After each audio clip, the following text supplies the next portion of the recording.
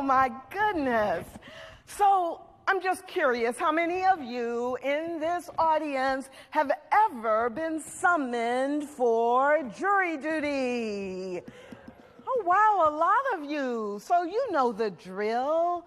On jury duty morning, after 2 or 3 months of trying to figure out how you could get out of it, on jury duty morning, you get up and you navigate through rush hour traffic by public transportation or in your car. You get to the courthouse and you, if you drove, struggle to find parking. And then you get through security, hoping you emptied everything out of your briefcase that might make the buzzers go off. And finally, you get to the juror's room or the jury room or the courtroom that you are to report to, right? And you get in there, and there are people around, and you sign in. And then, if you've ever done this, you know the highlight of the day, right? You sit and wait, hoping that you don't get called to a jury. But the highlight of your morning, if you go in the morning, is that you sit and wait. So in mid-June, I had been summoned for jury duty, and I did the drill. And I finally got to the courtroom, and I signed in. And then I proceeded to find a comfortable seat, and I sat. To my left was a gentleman in his mid to late 40s, Caucasian, friendly, I guess, as friendly as you would know when you go sit next to strangers. And on my right, there was a Latino man who was in his late 20s or early 30s. And of course, we had the requisite seat between us, right? Because we're strangers at that point. And I sit and I wait. Now, what you don't know is that the date was June 18th. And while that date may not mean very much to some of you, what happened the night before on a Wednesday night, June 17th, 2015, was that a young man had gone into a church in Charleston, South Carolina. He shot and murdered 9 people whose skin color was very much like my own. So I had heard a lot of detail as I was driving in, navigating rush hour traffic, and by the time I sat down to wait, I didn't have anything else to do but began to think and reflect. And as I began to reflect, I thought, wow, I am here in a jury room. I wonder what it would be like if I was in this jury room and we were being called for the case of a young white man who had gone into a Bible study, studied the Bible with 9 strangers, and then stood up and shot them dead. And as I thought about that, I asked myself, Tracy, could you be a fair and impartial juror for this young man who did this horrible act? And as I reflected, I thought, absolutely, yes. I could serve on that jury. And I began to just breathe that in. And then my thoughts went to, what if it had been a young black man who went into a white church? Do I think he would have gotten or would be able to get a fair trial? Would there be jurors who would be able to sit and say, yes, I can be fair and impartial? And then the thought that went through my mind was, would he even be alive to go to trial? And from that moment, I began to think about different combinations. In the United States of America, what if that had been a Latino young man? In a Jewish community, what if it had been a Muslim going into a multi-ethnic Christian community? What if? What if? What if? And as I was thinking about that, I felt a touch on my arm. And the gentleman to my left looked at me with a little concern and asked 2 questions. Are you okay? Is there anything I can do?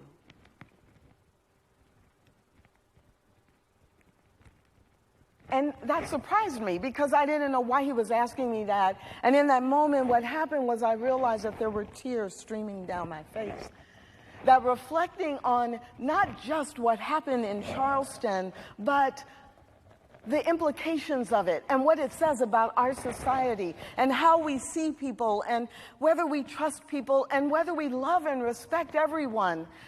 That this was a horrible thing that would happen. But in that moment, for me, the question was not just about what happened on Wednesday night, but do I live in a society, do I live in a country where everyone is treated fairly and equally and is not judged based on stereotypes and assumptions? And I realized in that moment that my heart was breaking because deep, deep, deep down inside, I knew that the answer was, no, we are not living the values that we say are our core values in this amazing nation. So for my life's work, I do a lot of interaction with people related to diversity and inclusion and leadership development. And so in the next 3 or 4 days, I had all kinds of people asking me, but Tracy, this is horrible. What can I do? Well, Tracy, what are you doing? What are you going to do about this? Well, isn't it amazing that the families of those who were killed in Charleston are forgiving this young man? Lots of conversations. And what happened out of that was completely unexpected. So many people I engaged with wanted to do something. Now, many of us, when tragedies happen of any kind, whether they're a reaction to race-based hatred or violence or not, we're sorry, we express sorrow. You know, oh, isn't it horrible what happened to those people over there in that part of the country? You know, everything's okay where I am, right? But what happened in June of 2015 was that more and more people were saying, no, what can I do? This is not the nation I want to call home. This is not the way that I want to live. I want everyone to have the opportunity to live and breathe and create lives that work for them. And what became clear in many of those conversations was this. There was a shift. So you wouldn't be surprised if you heard me saying there needs to be more equity and more fairness because the color of my skin and my age and knowing that or guessing that, you know, I've seen a lot of pain for people of color. And you might expect me to speak up. But we know that having black people speak up is nothing new, and it gets ignored or downplayed or perceived as self-serving.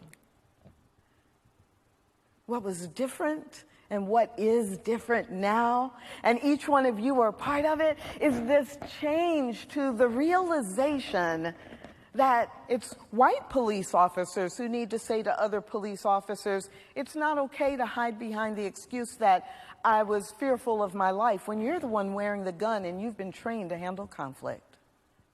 It is time for white executives to say, wait a minute, to a manager who's hiring someone, oh, it's not okay for you to simply say, oh, this person is a better fit simply because you feel more comfortable with them and less comfortable with the Asian or the Indian or the African American or the Latino applicant who has similar credentials.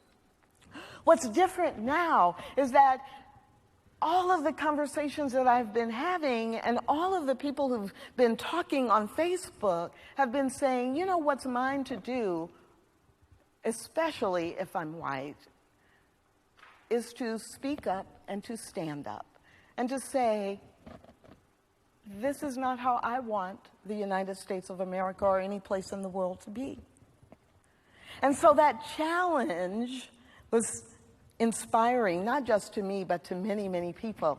And as a result of that, there have been hundreds and actually into the thousands now of people who've been sharing resources and information and saying, what is mine to do? Mine to do might be to be an activist or to be on the picket lines or to go to a protest, but everybody doesn't have to be an activist.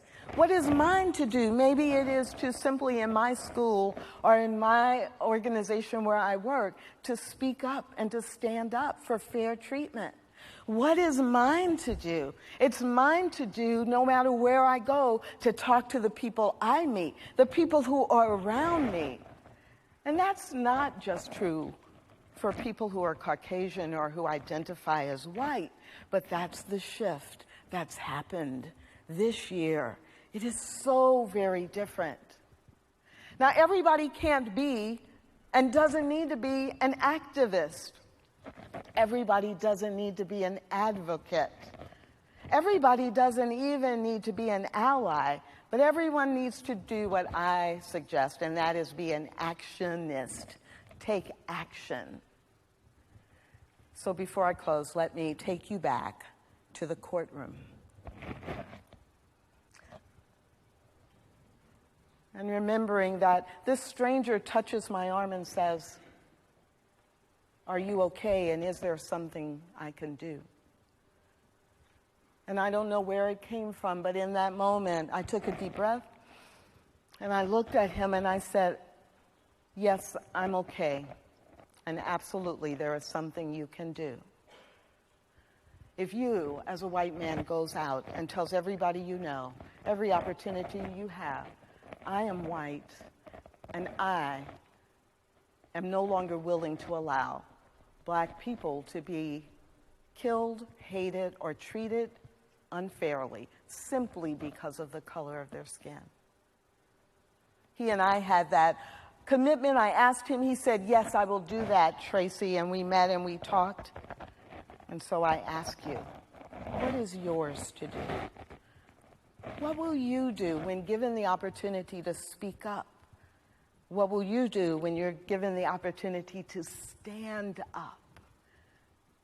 I hope that you will help me create a world where everyone is treated with respect and where fairness and equity are the values that we not just talk about, but that we live.